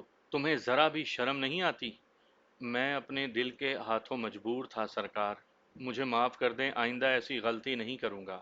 آئندہ تمہیں ایسا موقع ملے گا تو غلطی کا سوال پیدا ہوگا نا۔ میں تمہیں ایسا فٹ کرنے والا ہوں کہ باقی کی زندگی جیل کی سلاخوں کے پیچھے گزرے گی۔ رحم، سرکار رحم، وہ دونوں ہاتھ جوڑ کر گڑ گڑایا، بس ایک بار معاف کر دیں جناب، میں ایک اچھا انسان بن کر رہوں گا۔ تم اگر اچھا انسان نہیں بنو گے تو ہم بنا دیں گے۔ تمہارا ایک اور سنگین جھوٹ بھی میرے سامنے آیا ہے۔ کون سا جھوٹ تانے دار صاحب؟ یہ جھوٹ کہ تم نے یعقوب کو متوفی اور ماسٹر جمشید کے تعلقات کے بارے میں کچھ نہیں بتایا تھا۔ جناب، وہ تو میں نے… کانسٹیبل نے اس کی تشریف پر ایک زوردار لات رسید کی۔ وہ ایک کراہ کے ساتھ میرے سامنے رکھی چوبی میز کے ساتھ ٹکرایا تو اس کی باقاعدہ چیخ نکل گئی۔ کانسٹیبل کسی وحشی چیل کی مانند اس پر جھپٹا، پھر آنے واحد میں کالر سے کھینچ کر اسے سیدھا کھڑا کیا اور اس کے گال پر زناٹے دار تماچا رسید کرتے ہوئے غرایا، سیدھی طرح ملک ہوراں سوال دا جواب دے، ورنہ بکرے کی طرح الٹا لٹکا کر کھال اتار دوں گا۔ وہ سہم کر میری طرف دیکھنے لگا۔ میں نے دھاڑتے ہوئے کہا، زبان کھولتے ہو یا قادر علی کے حوالے کر دوں؟ سرکار، فردوس نے بھرے بازار میں مجھے چانٹا مار کر کسی کو منہ دکھانے کے قابل نہیں چھوڑا تھا۔ میں اپنی بے عزتی کا بدلہ لینا چاہتا تھا، اسی لیے میں نے یعقوب کو ماسٹر جمشید اور اس کے تعلقات پر کھل کر بتا دیا تھا، اور جب تمہاری لگائی ہوئی آگ کا کوئی نتیجہ برآمد نہیں ہوا تو تم نے فردوس کو موت کے گھاٹ اتار کر آتش انتقام کو ٹھنڈا کر لیا۔ نہیں سرکار، میں نے فردوس کو قتل نہیں کیا، آپ مجھ سے بڑی قسم لے لیں۔ تم ساری قسمیں اپنے پاس رکھو، میں نے فیصلہ کن انداز میں کہا، میں تمہیں زیادہ سے زیادہ ایک دن کی مہلت دے سکتا ہوں۔ اچھی طرح سوچ سمجھ لو، اگر تم اقبال جرم کر لو گے تو میں تمہیں کوئی نرم سزا دلوانے کی کوشش کروں گا۔ پھر میرے اشارے پر کانسٹیبل قادر علی کھینچتے ہوئے اسے اپنے ساتھ لے گیا۔ اس کے دو تین بڑے جھوٹ میری پکڑ میں آ چکے تھے، لہٰذا مجھے اس کی کسی بات کا اعتبار نہیں رہا تھا۔ جب تک پوسٹ مارٹم کی رپورٹ نہ آ جاتی اور جب تک فردوس کے قاتل کے حوالے سے مجھے اور کوئی ٹھوس سراغ نہ مل جاتا، میں فرید بخش کو چھوڑ نہیں سکتا تھا۔ شام سے پہلے یعقوب کی ماں سلطانہ میرے پاس آئی اور مجھ سے درخواست کی کہ میں اس کے بیٹے کو چھوڑ دوں۔ میں نے واضح اور دو ٹوک الفاظ میں اسے بتایا، سلطانہ، اگر تمہارا بیٹا بے گناہ اور بے قصور ہے تو سمجھو اس کا ایک بال بھی بانکا نہیں ہوگا۔ میں اپنی تسلی کرنے کے بعد اسے چھوڑ دوں گا۔ میں نے اسے بتایا کہ مجھے پوسٹ مارٹم کی رپورٹ کا انتظار ہے، اور اس کے ساتھ ہی ماسٹر جمشید کا بھی۔ ماسٹر جمشید؟ اس نے الجھن زدہ نظروں سے مجھے دیکھا۔ ہاں، ماسٹر جمشید، میں نے کہا۔ میں نے اسے لانے کے لیے اپنا ایک اہلکار رسول پورہ کی جانب روانہ کیا ہے۔ وہ رات کسی بھی وقت ماسٹر کو لے کر پہنچ سکتا ہے۔ لیکن ماسٹر کا فردوس والے واقعے سے کیا تعلق؟ میں نے گول مول جواب دیا، یہ تو اس کے آنے کے بعد ہی پتہ چلے گا۔ میں تو صرف یہ ہی جانتا ہوں کہ اس کیس کے چار کھونٹ ہیں۔ نمبر ایک، فردوس بی بی جو اب اس دنیا میں نہیں رہی۔ نمبر دو، یعقوب۔ نمبر تین، فرید بخش، اور یہ دونوں افراد میری تحویل میں ہیں۔ اور نمبر چار، ماسٹر جمشید۔ یہ چوتھا کھونٹ ماسٹر جمشید میرے ہاتھ لگ جائے تو پھر ہی میں کوئی فیصلہ کر سکوں گا۔ سلطانہ مایوس ہو کر واپس چلی گئی۔ میرا پورا دن ہی نہایت افراتفری میں گزرا تھا، اور جیسا کہ میں ابتدا میں بتا چکا ہوں کہ ان دنوں میری طبیعت بھی ٹھیک نہیں تھی، لہٰذا میں اپنے کوارٹر میں چلا گیا کیونکہ میں بہت زیادہ تھکاوٹ اور نقاہت محسوس کر رہا تھا۔ اگلی صبح میں حشاش بشاش اور چاق و چوبند تھا۔ معمولات سے فارغ ہونے کے بعد میں وردی پہن کر جب تھانے پہنچا تو پتہ چلا کہ کوئی آدھا گھنٹہ پہلے اے ایس آئی شکور رسول پورہ سے واپس آیا تھا۔ میں نے فوراً شکور کو اپنے پاس بلا لیا اور پوچھا، شکور، رسول پورہ کی رپورٹ کیا ہے؟ رپورٹ اچھی نہیں ہے ملک صاحب۔ کیا مطلب؟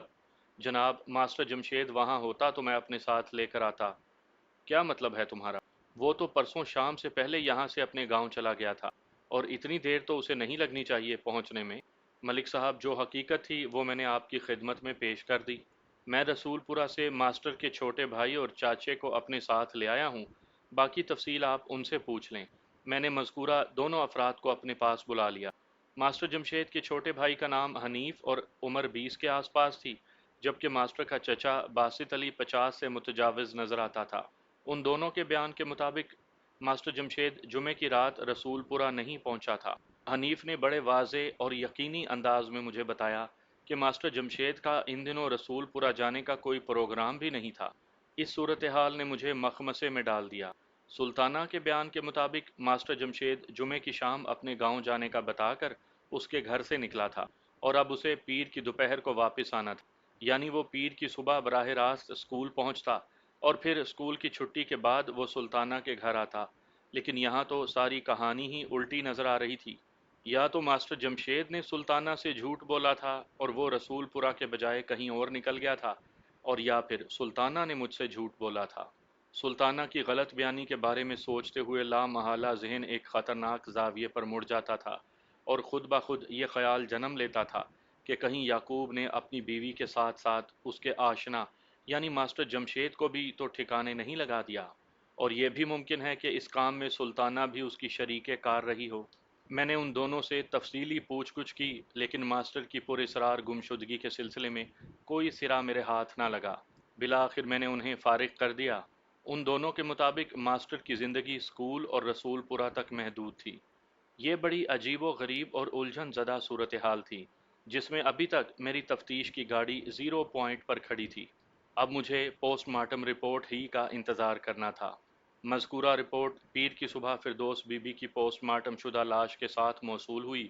میں نے رپورٹ کو کھول کر پڑھا تو حیرتوں کا گویا ایک نیا در مجھ پر کھل گیا۔ میں نے وہ رپورٹ اوپر سے نیچے تک 2-3 مرتبہ پڑھی، لیکن اس کے الفاظ اور الفاظ کے مفہوم میں کوئی فرق نہ ہوا۔ میں سر پٹک کر رہ گیا۔ اس رپورٹ کے مطابق فردوس بی بی کی موت جل کر نہیں، بلکہ پیٹ کے کسی مرض کے سبب واقع ہوئی تھی، اور یہ واقعہ 4 روز پہلے کا تھا۔ میرا سر چکرا کر رہ گیا۔ یہ بات ہی ایسی تھی۔ میری جگہ اور بھی کوئی ذی ہوش شخص اس رپورٹ کا مطالعہ کرتا تو اس کی بھی دماغی کیفیت وہی ہوتی جو ان لمحات میں میری تھی۔ میری معلومات اور شواہد کے مطابق فردوس بی بی کی موت ہفتے کی صبح واقع ہوئی تھی، جبکہ پوسٹ مارٹم رپورٹ اس کی موت کے لیے جمعرات کا دن مقرر کر رہی تھی۔ میرے ذہن میں ایک خیال بجلی کے کوندے کی مانند چمکا کہ میں جس سوختہ لاش کو متوفی فردوس بی بی سمجھ رہا ہوں، کہیں وہ کسی اور بد نصیب کی لاش تو نہیں۔ اس سوال کے ساتھ ہی ایک اور سوال نے بڑے خطرناک انداز میں سر ابھارا۔ اگر سلطانہ کے باورچی خانے سے ملنے والی سوختہ لاش فردوس بی بی کی نہیں تھی، تو پھر فردوس بی بی کہاں ہے؟ اس سنسنی خیز سوال کا جواب اسی وقت مل سکتا تھا جب یہ پتہ چل جاتا کہ جمعرات کو پیٹ کے مرض سے موت کو گلے لگانے والی وہ عورت کون تھی، اور اس نوعیت کا جواب مجھے ایک ہی جگہ سے مل سکتا تھا۔ میں نے ایک ہنگامی خیال کے تحت اے ایس آئی سے کہا، شکور، فوراً ایک تانگے کا بندوبست کرو، ہم قبرستان چلتے ہیں۔ ملک صاحب، فردوس کی پوسٹ مارٹم شدہ لاش تو تھانے میں رکھی ہے، اس کی تدفین ہماری ذمہ داری تو نہیں؟ کیا تم قانونی ذمہ داریوں اور محکمہ جاتی فرائض کو مجھ سے زیادہ جانتے ہو؟ میں نے کہا۔ وہ گڑبڑا کر رہ گیا۔ میرا یہ مطلب نہیں تھا ملک صاحب، بس تو جو میں کہتا ہوں وہی کرو فوراً۔ اوکے ملک صاحب۔ تھوڑی ہی دیر کے بعد ہم قبرستان میں تھے۔ گورکن عنایت اللہ نے مجھے اپنی جانب بڑھتے ہوئے دیکھا تو جلدی سے میرے پاس آیا اور تشویش بھرے لہجے میں سلام کرنے کے بعد بولا، خیریت تو ہے جناب؟ آج صبح ہی صبح ادھر کا چکر کیسے لگ گیا؟ میں نے اس کے سلام کا جواب دیا اور اس کی آنکھوں میں دیکھتے ہوئے کہا، عنایت اللہ، میں تمہیں گرفتار کرنے آیا ہوں۔ اس کا رنگ اڑ گیا اور بے حد ہراساں لہجے میں بولا، سرکار، مجھ سے کیا خطا ہو گئی؟ مجھے پتا چلا ہے کہ تم مردوں کا کاروبار کرتے ہو۔ میں سمجھا نہیں، وہ ہکا بکا ہو گیا۔ میں نے راستے میں اے ایس آئی شکور کو اپنی قبرستان آمد کے بارے میں تفصیلاً بتا دیا تھا، لہٰذا اس کے ذہن میں کوئی الجھن باقی نہیں تھی۔ اس نے کڑکدار آواز میں عنایت اللہ سے کہا، تم سب سمجھ جاؤ گے جب تھانے میں جا کر تمہیں تفتیش کی چکی میں ڈالا جائے گا۔ عنایت اللہ دونوں ہاتھ جوڑ کر گھگیانے لگا۔ مائی باپ، میں نے ساری زندگی اسی قبرستان میں گزاری ہے۔ مجھ سے پہلے میرا باپ اور اس سے پہلے میرا دادا اس قبرستان کا گورکن ہوا کرتا تھا۔ ہم نے کبھی کسی لاش کا کفن تک نہیں چرایا۔ مردے بیچنا تو بہت دور کی بات ہے۔ میں اس کے الفاظ کی سچائی سے سمجھ گیا کہ وہ دروغ گوئی سے کام نہیں لے رہا، لہٰذا میں نے استفسار کیا، عنایت اللہ ذرا سوچ کر بتاؤ، پچھلے ایک ہفتے میں تم نے قبرستان میں کتنے مردوں کو دفن کیا ہے؟ اس میں سوچنے والی کون سی بات ہے جناب؟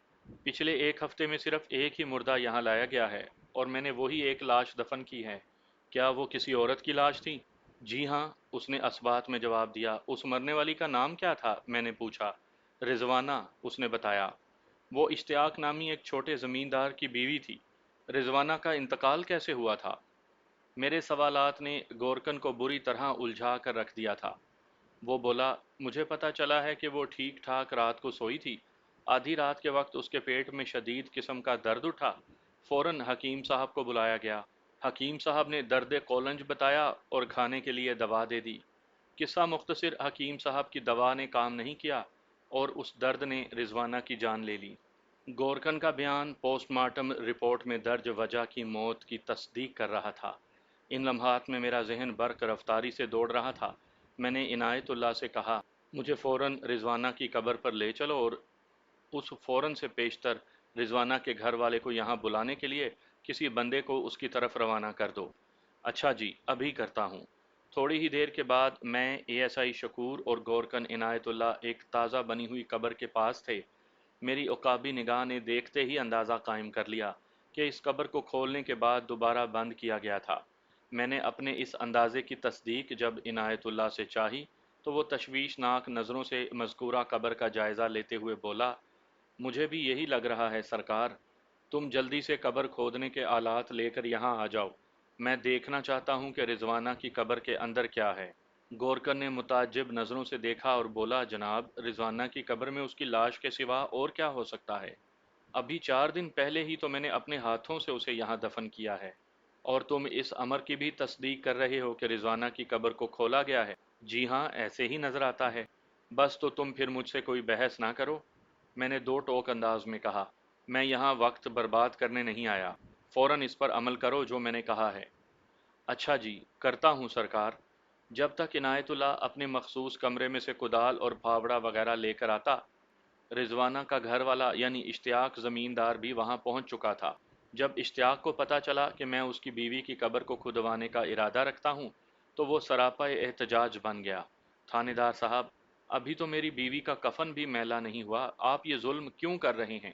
اشتیاق، میں نے ہمدردی سے کہا، تم میرے جس عمل کو ظلم کا نام دے رہے ہو وہ انتہائی ضروری تفتیش ہے۔ مجھے 101% یقین ہے کہ کسی نے تمہاری بیوی کی لاش کو غائب کر دیا ہے۔ اب اس قبر میں کچھ باقی نہیں رہا۔ جی؟ وہ مارے حیرت کے ہکلا کر رہ گیا۔ یہ آپ کیا کہہ رہے ہیں؟ میں بالکل ٹھیک کہہ رہا ہوں۔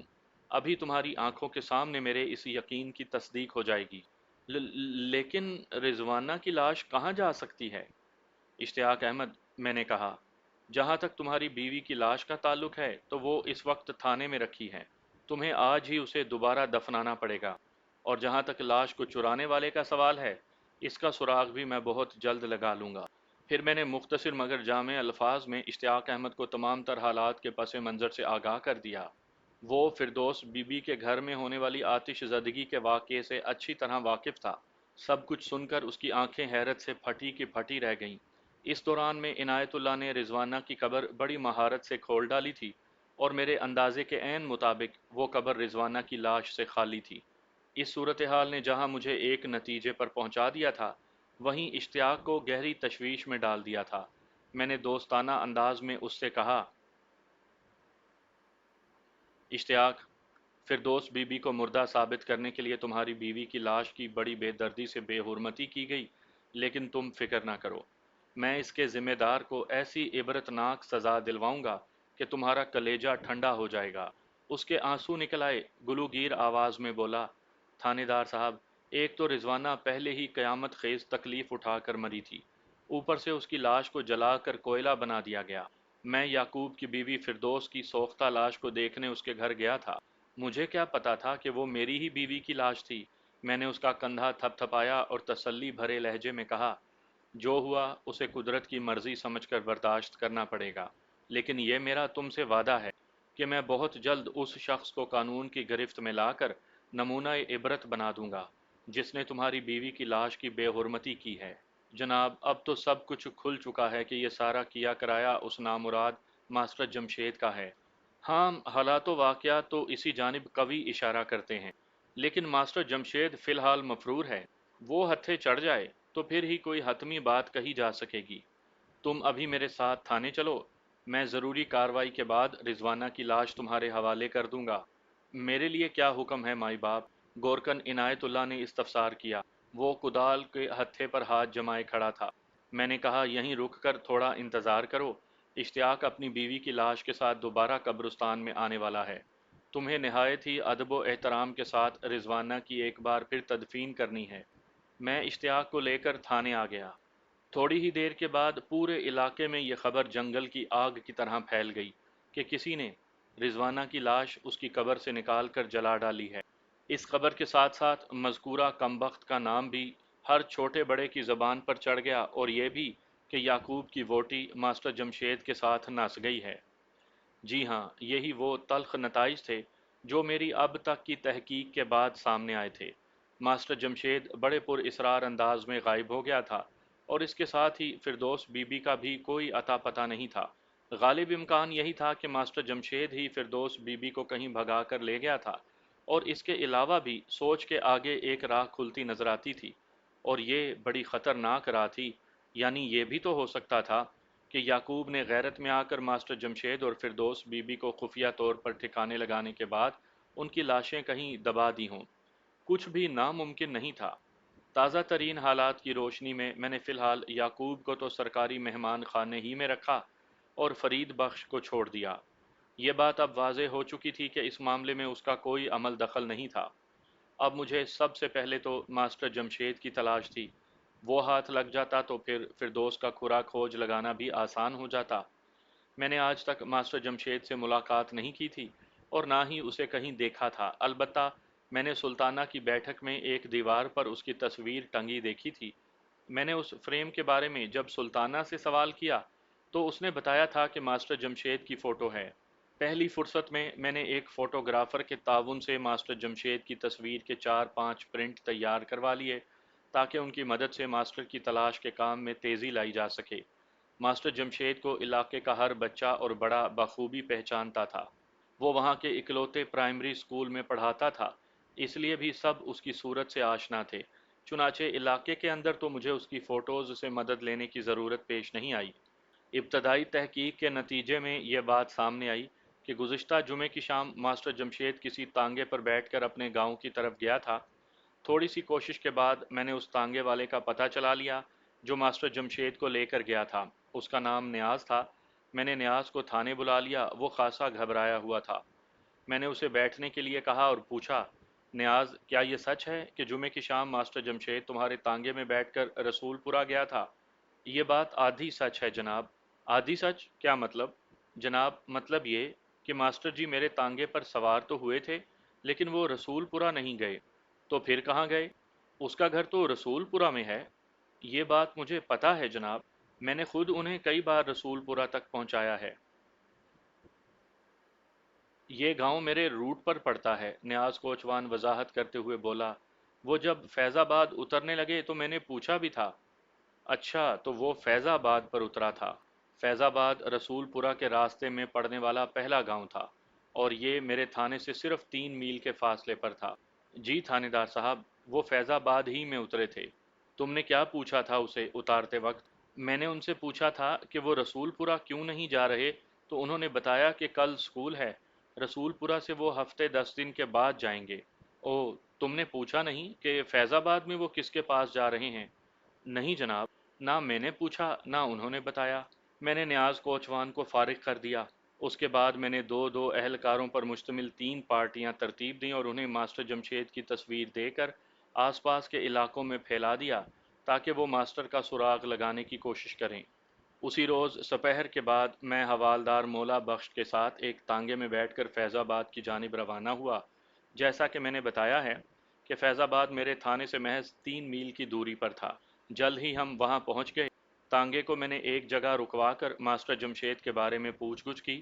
چند منٹوں کی کوشش کے بعد میں یہ جاننے میں کامیاب ہو گیا کہ فیض آباد میں ماسٹر ایاز مہر نامی ایک آشتکار سے ملنے آیا تھا۔ میں مولا بخش کے ہمراہ ایاز مہر کے گھر پہنچ گیا۔ وہ ایک متوسط درجے کا گھر تھا۔ ایاز مہر اس وقت گھر پر ہی مل گیا۔ میں نے اپنا تعارف کروانے کے بعد پوچھا، مہر صاحب، کیا ماسٹر جمشید جمعے کے روز رات میں آپ سے ملنے آیا تھا؟ جی ہاں آیا تھا، اس نے جواب دیا۔ وہ آپ کے پاس سے واپس کب گیا تھا؟ اور یہ بھی بتائیں کہ وہ کہاں گیا تھا؟ اس نے مجھے جواب دینے کے بجائے الٹا سوال پوچھا، تھانے دار صاحب خیریت تو ہے نا؟ خیریت نہیں ہے مہر صاحب، ورنہ میں ماسٹر کی تلاش میں یہاں نہ آتا۔ میں نے مختصر الفاظ میں سلطانہ کے گھر میں پیش آنے والے واقعے کے بارے میں اسے بتایا۔ یہ تو مجھے پتہ چل چکا تھا کہ ایاز مہر کے ساتھ ماسٹر کے دوستانہ مراسم تھے، وہ گاہے بگاہے اس سے ملنے آتا رہتا تھا۔ او، میری بات کے اختتام پر اس نے کہا، ماسٹر نے تو مجھ سے ایسی کوئی بات نہیں کی تھی۔ وہ جمعے کے دن رات کو میرے پاس آیا تھا اور دوسری صبح یہ کہہ کر واپس چلا گیا کہ اسے سکول پہنچنا ہے۔ اس کے سوا میں کچھ نہیں جانتا۔ میں نے ایاز مہر کو فردوس اور ماسٹر جمشید کے خفیہ تعلقات کے بارے میں بھی بتا دیا، اور آخر میں کہا، رضوانہ کی لاش کو قبر سے نکال کر اور سلطانہ کے گھر کے باورچی خانے میں رکھ کر اس لیے جلایا گیا تاکہ یہ تاثر ملے کہ فردوس بی بی جل کر ہلاک ہو چکی ہے۔ وہ کہنے لگا کہ میں ماسٹر کو ایسا نہیں سمجھتا تھا جناب، مجھے تو یقین ہی نہیں آتا کہ وہ ایسی گھناؤنی حرکت بھی کر سکتا ہے۔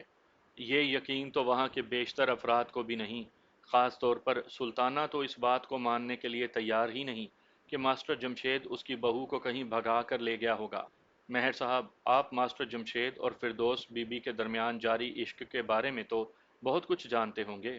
آپ کی تو اچھی خاصی دوستی تھی۔ دوستی والی بات میں تو کوئی شک نہیں جناب، لیکن یہ بات آپ کی زبان سے ہی مجھے پتہ چل رہی ہے کہ وہ محبت کے کسی معاملے میں بھی الجھا ہوا تھا۔ حیرت ہے مہر صاحب، جناب جو حقیقت تھی وہ میں نے آپ کو بتا دی۔ میں لگ بھگ آدھا گھنٹہ ایاز مہر کے پاس رکا اور گھما پھرا کر مختلف زاویوں سے ماسٹر جمشید کے بارے میں سوالات کرتا رہا۔ جب کام کی کوئی بات میرے حصے میں نہ آئی تو میں نے واپسی کی راہ اختیار کی۔ میرا ذہن بری طرح الجھ گیا تھا۔ ایک بات کا ذکر کرنا میں شاید بھول گیا کہ میں نے پرائمری اسکول کے باقی اساتذہ سے بھی ماسٹر جمشید کے بارے میں پوچھ گچھ کی تھی۔ ان میں سے بھی کسی کے علم میں یہ بات نہیں تھی کہ ماسٹر 2 روز کی چھٹی لے کر اپنے گاؤں چلا گیا ہے۔ اس کا مطلب یہی تھا کہ اس نے سلطانہ سے غلط بیانی کی تھی۔ جب کوئی انسان جھوٹ کا سہارا لیتا ہے تو بنیادی طور پر اس کے پیش نظر 2 باتیں ہوتی ہیں، یا کم از کم 2 میں سے ایک بات ضرور ہوتی ہے۔ نمبر 1، وہ اپنے کسی سرزد جرم کی پردہ پوشی کے لیے جھوٹ بول رہا ہوتا ہے۔ نمبر 2، وہ کوئی جرم کرنے جا رہا ہوتا ہے اور غلط بیانی کے ذریعے اپنے کام کو آسان بنانے کی کوشش کرتا ہے۔ میرے خیال میں ماسٹر جمشید کے معاملے میں یہ دونوں صورتیں ممکن تھیں۔ اگلے روز ایک اہم اطلاع مجھ تک پہنچی۔ میں نے گزشتہ روز دو پولیس اہلکاروں پر مشتمل جو 3 کمیٹیاں ترتیب دی تھیں، ان میں سے ایک پارٹی نے تھانے آ کر مجھے بتایا کہ ہفتے کی دوپہر ایک شخص نے ماسٹر جمشید کو لاری اڈے کی طرف جاتے دیکھا تھا۔ اس کے ساتھ ایک برقع پوش عورت بھی تھی۔ یہ اطلاع خاصی چونکا دینے والی تھی۔ میں نے مذکورہ پارٹی سے پوچھا وہ بندہ کون ہے جس نے انہیں لاری اڈے کی طرف جاتے دیکھا تھا؟ جناب اس کا نام طفیل ہے، ہم اسے اپنے ساتھ لے آئے ہیں، فوراً میرے سامنے پیش کرو۔ تھوڑی دیر کے بعد طفیل نامی وہ بندہ میرے سامنے تھا۔ طفیل کی اس علاقے میں کریانے کی دکان تھی اور وہ سودا لینے اکثر و بیشتر شہر کی طرف جاتا رہتا تھا۔ وہ تھوک کی دکانوں سے سودا لا کر اپنے کریانہ اسٹور پر بیچتا تھا۔ ہاں بھائی طفیل، تم نے ہفتے کی دوپہر ماسٹر جمشید کو لاری اڈے کی طرف جاتے دیکھا تھا؟ جناب صرف دیکھا ہی نہیں تھا بلکہ وہ میرے ساتھ ہی شہر تک گیا تھا۔ مجھے سودا لینے شہر جانا تھا۔ میں جس بس میں سوار تھا اسی میں 2 سیٹیں تھیں، آگے ماسٹر جمشید بھی بیٹھا تھا۔ اوہ، تمہیں یقین ہے کہ وہ ماسٹر جمشید ہی تھا؟ جی جناب، پکا یقین ہے۔ آپ کے سپاہیوں نے مجھے جو تصویر دکھائی ہے وہی بندہ تھا۔ میں ویسے بھی ماسٹر جمشید کو شکل سے پہچانتا ہوں۔ اور اس کے ساتھ ایک برقع پوش عورت بھی تھی؟ جی ہاں۔ ان لوگوں نے تمہیں بھی دیکھا تھا؟ نہیں جناب، وہ دونوں اس وقت بس میں سوار ہوئے جب بس چلنے والی تھی۔ انہوں نے کسی پر دھیان نہیں دیا اور جلدی سے وہ 2 والی ایک خالی سیٹ پر بیٹھ گئے۔ اور وہ دونوں تمہارے ساتھ ہی شہر پہنچے تھے؟ جی تھانے دار صاحب۔ کیا تم بتا سکتے ہو کہ شہر پہنچ کر انہوں نے کس طرف کا رخ کیا تھا؟ جناب آخری بار میں نے انہیں ایک تانگے والے کے پاس کھڑے دیکھا تھا، طفیل نے بتایا۔ ماسٹر جمشید کوچوان سے شریف کالونی جانے کا کہہ رہا تھا اور وہ سالم تانگا لے کر جانا چاہتا تھا۔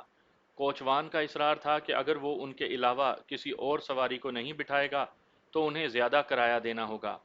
ان میں کرائے کے معاملے پر بات چیت چل رہی تھی کہ میں آگے بڑھ گیا۔ یعنی تم وثوق سے نہیں کہہ سکتے کہ وہ اسی تانگے میں بیٹھے تھے یا نہیں؟ جی میں اس بارے میں یقین سے کچھ نہیں کہہ سکتا۔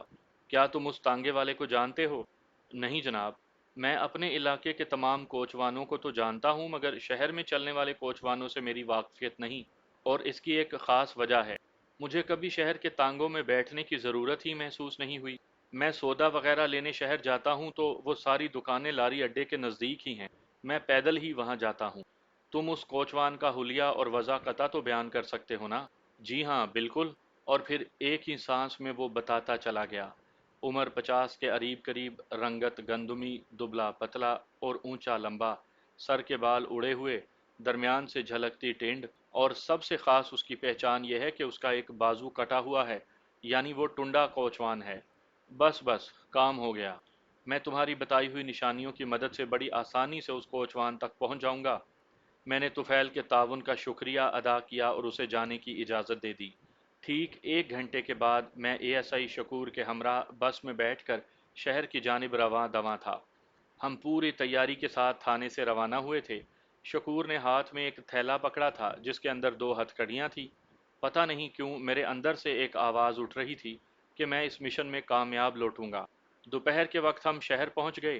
گرمی اس روز بھی اپنی انتہاؤں کو چھو رہی تھی، لیکن میرے پیش نظر ایک اہم کام تھا، اس لیے موسم کی سختی میرے عزائم کی راہ میں کوئی رکاوٹ کھڑی نہیں کر پا رہی تھی۔ اس وقت مجھے ذرا سی بھی کمزوری یا نکاہت محسوس نہیں ہو رہی تھی۔ شہر پہنچتے ہی میں نے سیدھا تانگا سٹینڈ کا رخ کیا۔ وہاں اس وقت 2 3 ٹانگے کھڑے تھے۔ میری متلاشی نظر نے پہلی فرصت میں ان کوچوانوں کے بازوؤں کو ٹٹولا، ان میں سے کوئی بھی ٹنڈا نہیں تھا۔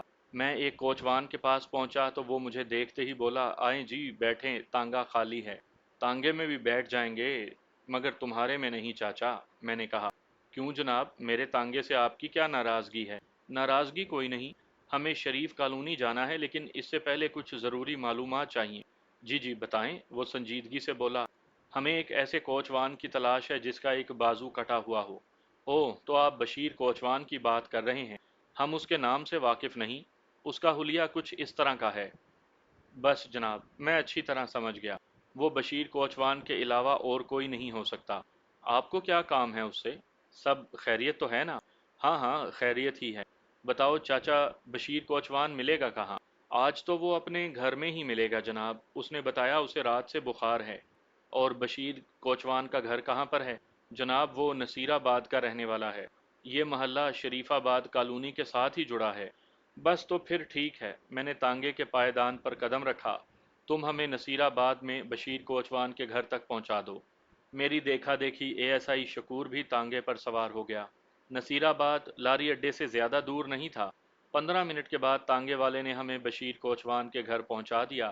میں نے تانگے والے کو رکنے کے لیے کہا اور شکور کے ساتھ گھر میں داخل ہو گیا۔ بشیر کوچوان سے ملاقات خاصی سود مند ثابت ہوئی۔ اس نے بتایا کہ پچھلے ہفتے کی دوپہر اس کے تانگے میں ایک مرد کے ساتھ ایک برقع پوش عورت سوار ہو کر شریف کالونی میں رانا ظفر کے گھر پہنچی تھی۔ میں نے اسے جب ماسٹر جمشید کی فوٹو دکھائی تو وہ نگاہ پڑتے ہی بول اٹھا، جی جناب، میں نے اسی بندے کو ایک برقع پوش عورت کے ساتھ رانا ظفر کے گھر پہنچایا تھا۔ ہمیں بھی رانا صاحب کے گھر جانا ہے، میں نے کہا۔ تم دونوں آپس میں فیصلہ کر لو کہ ہمیں وہاں کون پہنچائے گا۔ میں چلتا ہوں جی آپ کے ساتھ، بشیر کوچوان نکاہت بھرے انداز میں بولا۔ لیکن یہ تو بتائیں کہ آخر معاملہ کیا ہے؟ میں نے بشیر کو صورتحال سے آگاہ کیا۔ یہ جان کر کہ ہم پولیس والے ہیں وہ دونوں اٹینشن ہو گئے۔ میں نے بڑے واشگاف الفاظ میں بتایا کہ وہ بندہ برقع پوش عورت کو بھگا کر یہاں لایا تھا۔ ٹھیک 20 منٹ کے بعد ہم رانا ظفر کے گھر کے سامنے کھڑے تھے۔ میں نے تانگے والے کو تھوڑے فاصلے پر کھڑا کر دیا۔ بشیر کوچوان بھی تانگے کے اندر ہی بیٹھا تھا۔ اس نے اشارے کی مدد سے رانا ظفر کے گھر کی نشاندہی کر دی تھی۔ اس وقت رانا ظفر گھر میں نہیں تھا۔ میری دستک پر 8 سالہ ایک بچے نے دروازہ کھولا اور سوالیہ نظروں سے مجھے دیکھنے لگا۔ میں نے پیار سے اس کے گال تھپ تھپاتے ہوئے پوچھا، رانا صاحب کو باہر بلاؤ۔ ابا جی تو گھر پر نہیں ہیں، اس نے بڑی معصومیت سے بتایا۔ احمد نگر والے دونوں مہمان تو گھر میں ہیں نا؟ میں نے اپنے علاقے کا نام لیتے ہوئے استفسار کیا۔ اس نے جلدی سے اسبات میں گردن ہلائی اور یہ کہتے ہوئے اندر چلا گیا کہ میں امی کو بھیجتا ہوں۔ میں نے آنکھوں ہی آنکھوں میں اے ایس آئی شکور کو ایکشن کا اشارہ دیا، اور اس سے پہلے کہ رانا ظفر کی گھر والی صورتحال کو سمجھ پاتی، ہم بھرا مار کر گھر کے اندر داخل ہو گئے۔ معصوم بچے کی اطلاع بالکل درست تھی۔ ماسٹر جمشید اور فردوس بی بی گھر کے اندر موجود تھے۔ اے ایس آئی نے انہیں دیکھتے ہی پہچان لیا اور پھر اگلے ہی لمحے ان دونوں کی گرفتاری عمل میں آ گئی۔ رانا ظفر کی بیوی ہماری کارروائی پر ورطۂ حیرت میں رہ گئی، اور جب میں نے اسے بتایا کہ یہ ماسٹر جمشید فردوس کو بھگا کر لایا ہے تو اسے اپنی سماعت پر یقین نہیں آیا۔ وہ بڑی شدت سے نفی میں گردن ہلاتے ہوئے بولی، نہیں جناب، یہ دونوں تو میاں بیوی ہیں۔ ماسٹر جی نے تو ہمیں یہی بتایا تھا کہ انہوں نے فردوس سے شادی کی ہے۔ ان دونوں نے آپ لوگوں کو جو بھی بتایا وہ جھوٹ اور بکواس ہے۔ حقیقت وہی ہے جو میں نے ابھی بیان کی ہے۔ فردوس کا شوہر ادھر احمد نگر میں موجود ہے۔ یہ بدذات، میں نے فردوس کی جانب اشارہ کرتے ہوئے نفرت انگیز انداز میں کہا، اپنے خصم سے بے وفائی کر کے اپنے یار کے ساتھ گھر سے بھاگی تھی، اور ماسٹر نے وہاں احمد نگر میں ایک لاش کی بے حرمتی کر کے جو سنگین جرم کیا ہے نا، اس کے لیے تو اسے کڑی سے کڑی سزا ملنی چاہیے۔ رانا ظفر کی بیوی توبہ توبہ کرتے ہوئے کانوں کو ہاتھ لگانے لگی۔ ہم دونوں مجرموں کو گرفتار کر کے اپنے ساتھ لے آئے۔ جب میں اپنے تھانے پہنچا تو مغرب کی اذان ہو رہی تھی۔ تھانے پہنچتے ہی میں نے سب سے پہلے یعقوب کو آزاد کیا اور ماسٹر جمشید اور فردوس کو حوالات میں پہنچا دیا۔ جب یعقوب کو اپنی بیوی کے کالے کرتوتوں کا پتہ چلا تو اس نے نفرت سے اس کے منہ پر تھوک دیا۔ میں نے ماسٹر جمشید اور فردوس بی بی کو ان کے جرائم کے ٹھوس ثبوت کے ساتھ گرفتار کیا تھا، لہٰذا ان کی بچت کا کوئی پہلو نہیں ہو سکتا تھا۔ میں نے ایک مضبوط چالان کے ساتھ انہیں عدالت کے حوالے کر دیا۔ یہ مقدمہ زیادہ سے زیادہ 6 ماہ چلا ہوگا۔ عدالت نے ان دونوں کو لمبی سزائیں سنا کر جیل کی راہ دکھا دی۔ یعقوب کا ہنستا بستا گھر اجڑ گیا، اور ان دونوں کے حصے میں بھی زندگی بھر کی ذلت ہی آئی۔